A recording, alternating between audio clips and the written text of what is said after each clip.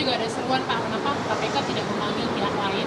Contohnya pihak lain, contohnya Pak Jokowi yang juga diduga melindungi Pak Hasto pada saat 2020 lalu. Nah, apakah KPK akan sampai ke sana kok langkahnya?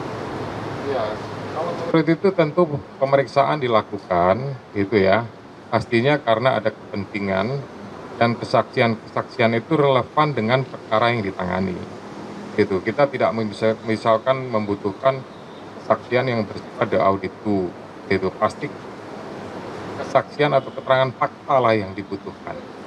Selama kemudian itu sifatnya keterangannya katanya sana katanya situ, saya yakin penyidik tidak akan fokus kepada itu, tapi fokus kepada perkara yang sedang ditangani.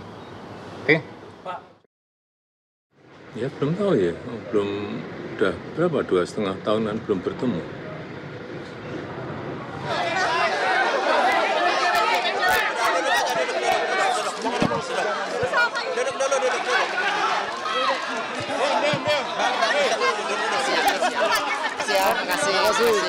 Terima kasih.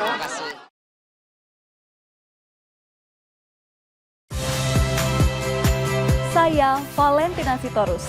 Saksikan program-program Kompas TV melalui siaran digital, pay TV, dan media streaming lainnya. Kompas TV, independen, terpercaya.